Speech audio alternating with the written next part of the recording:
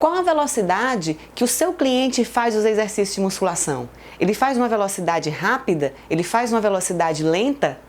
E a sobrecarga? Como é que você aumenta a sobrecarga ou diminui a sobrecarga dos exercícios de musculação do seu cliente? Você sabe? Esses são alguns dos outros princípios do treinamento que a gente vai ver nessa aula de hoje. Os ganhos na força muscular, eles são específicos da velocidade que você treina. O que é isso? Isso significa que quando você treina numa velocidade lenta, os maiores ganhos na força vão ser quando você executar exercícios mais lentos. Se você treina de forma rápida, os seus maiores ganhos de força vão acontecer naqueles movimentos que são realizados de forma mais rápida. Geralmente na musculação, a gente treina numa velocidade que é considerada uma velocidade intermediária. Por quê? Porque a maioria dos gestos da vida diária são gestos que são realizados em uma velocidade intermediária. Mas, por exemplo, se você tem um atleta, por exemplo, de voleibol, onde no momento do ataque ele realiza um movimento com força e com bastante velocidade. Para você aumentar a força desse gesto nesse atleta, você vai ter que treinar, ou seja, você vai ter que fazer exercícios com alta velocidade, especificamente com a velocidade bem mais próxima possível daquela velocidade do gesto que ele quer desenvolver. Porque, como eu falei, os ganhos na força, eles são maiores quando você executa exercícios naquela velocidade que você quer aumentar mais a força do seu cliente. Em videoaulas anteriores, nós falamos sobre ações musculares, tipos de ação muscular, ou seja, ações musculares concêntricas, excêntricas e isométricas. Da mesma forma que existe especificidade da velocidade que você deve treinar, existe também especificidade da ação muscular. A força muscular, ela vai aumentar mais naquele tipo de movimento que você vai fazer. Por exemplo, se você quer aumentar a força estática do seu cliente, você deve realizar exercícios estáticos, exercícios isométricos. Já, se você tem clientes que você quer aumentar a força dinâmica dele, você deve realizar prioritariamente exercícios dinâmicos, exercícios que têm ações concêntricas e excêntricas, como nós já explicamos, exercícios isotônicos.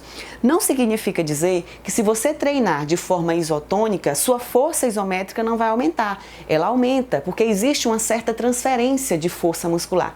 Entretanto, se você quer aumentar a sua força estática, ela vai aumentar muito mais se você treinar de forma estática, de forma isométrica, com exercícios isométricos no programa. Por que isso acontece? Porque quando você treina utilizando um determinado tipo de ação muscular, ocorre uma adaptação no seu sistema nervoso que a gente chama de adaptação neural. O seu corpo se adapta ao tipo de ação muscular que você está realizando. Consequentemente, os maiores ganhos vão ser encontrados naqueles movimentos que vão ser executados com aquelas ações musculares que você treinou. O mesmo ocorre quando você treina um determinado grupamento muscular e você observa as adaptações naquele grupamento muscular. Existe também especificidade do grupo muscular. Não adianta você, por exemplo, fazer exercícios para músculos dos membros inferiores esperando que os músculos dos membros superiores também tenham adaptações. Isso não vai acontecer. Se você quer melhorar a força de membros superiores, você deve treinar os músculos dos membros superiores, tá? O que a gente não pode confundir, e isso acontece bastante, é porque existem exercícios que foram desenvolvidos para trabalhar prioritariamente um determinado grupamento muscular. Por exemplo, quando você faz um puxador alto, o músculo que vai ser prioritariamente trabalhado nesse movimento são os grandes dorsais. Entretanto, por ele ser um movimento que envolve mais de uma articulação, ele também envolve mais de um grupamento muscular. Além dos dorsais, ele trabalha outros grupamentos musculares, como por exemplo o bíceps. Nesse movimento, você está trabalhando tanto dorsais quanto bíceps, além de outros grupamentos musculares.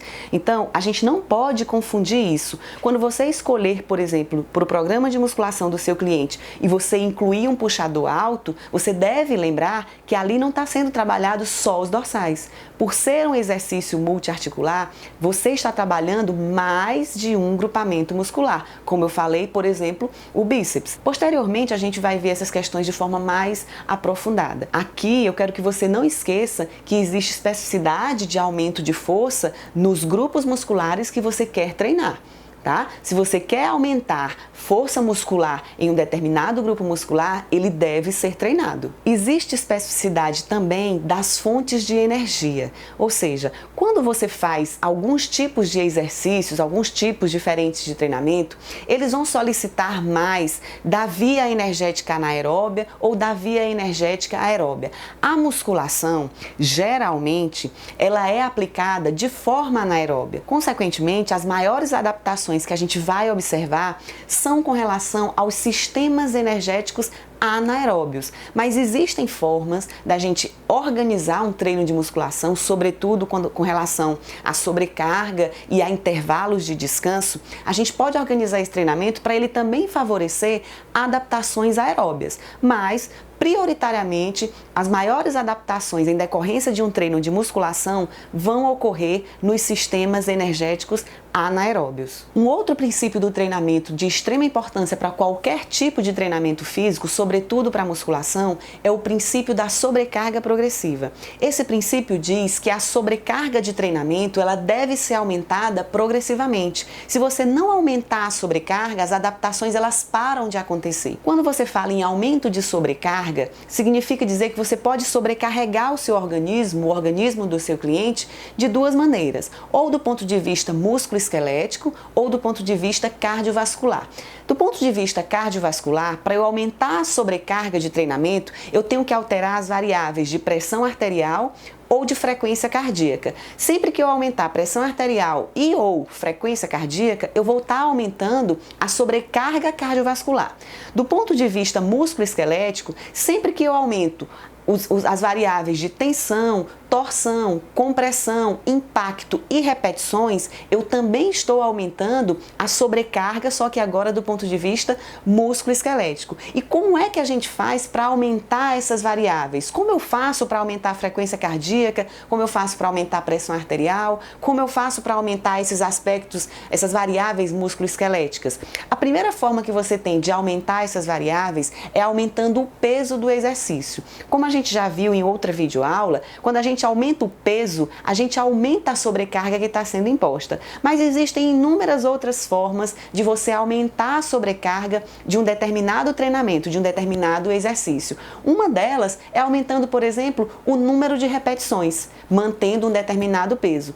Outra forma é você reduzindo o intervalo de descanso, mantendo o mesmo peso. Uma outra forma é aumentando a amplitude de movimento. Perceba que sempre que você aumenta volume de treinamento, ou quando você aumenta o peso, ou quando você aumenta a distância em que uma carga é movida, você aumenta o trabalho. E quando você aumenta o trabalho, você altera as variáveis de sobrecarga impostas ao organismo. Dessa forma, você tem nas mãos diversas possibilidades para incrementar a sobrecarga no treino do seu cliente. Você não pode permanecer com a mesma sobrecarga por muito tempo. Lembre que, como o princípio diz, a sobrecarga ela deve ser aumentada progressivamente. Geralmente, de forma bem específica e bem objetiva, o que se faz para analisar a necessidade de aumento de sobrecarga é fazendo o teste de uma repetição máxima, como a gente já explicou numa aula anterior. Quando você faz o teste de uma repetição máxima e percebe que a força máxima aumentou, significa dizer que você precisa aumentar a sobrecarga. A sobrecarga precisa ser aumentada. Se não acontecer isso, as adaptações também não vão acontecer. Espero que você tenha compreendido. Te vejo na nossa próxima aula. Um abraço e até mais!